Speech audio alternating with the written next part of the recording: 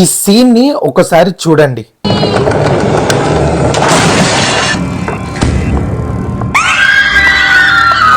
చాలా కష్టపడి ఆ డోర్ సెట్ ని మూవ్ చేయడానికి ట్రై చేస్తుంది, బట్ తన వల్ల అవ్వదు.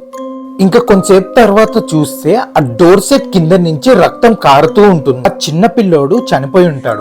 వాళ్ళ మదర్ చాలా ఏడుస్తుంది. అస్సలైన డేంజర్ అనేది ఇక్కడ నుండే స్టార్ట్ అవుతుంది. తన హస్బెండ్ ఏమో అంత నీ వల్లే అయింది, నువ్వు కేర్లెస్ గా ఉండడం వల్లే నా కొడుకుని ఈ రోజు కోల్పోయా అని అంటాడు. బాబు చనిపోయిన కోపం అంతా హస్బెండ్ వాళ్ళ వైఫ్ మీద తీస్తాడు. కానీ వాళ్ళ వైఫ్ అనేది ఏడవని రోజు అంటూ ఉండదు. తను నమ్మే దేవుళ్ళందరినీ నా కొడుకుని తిరిగి ఇవ్వు అని ఏడుస్తూనే ఉంటుంది. అప్పుడు ఇంట్లో కొంతమంది ఆత్మలు ఎంటర్ అవుతాయి. సో ఆమె మాత్రం నోటీస్ చేయదు. సో అప్పుడే ఎవరో డోర్ నాక్ చేస్తూ ఉంటారు. డోర్ ఓపెన్ చేసి చూస్తే వాళ్ళ హస్బెండ్ చాలా స్ట్రేంజ్ గా నవ్వుతూ హ్యాపీగా ఉంటాడు. ఆమెని ఫోరెడ్ దగ్గర కిస్ చేసి నేను ఇప్పుడే మా చిన్నప్పుడు ఆంటీని కలిశాను అని అంటాడు. సో ఆ ఆంటీ మాత్రం 20 years బ్యాక్ చనిపోయింది.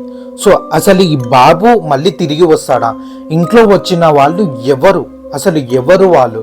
ఈ సీజన్ 2 రియల్ స్టోరీని చూడండి. ఈ మూవీ చాలా బాగుంటుంది, పూర్తిగా చూడండి.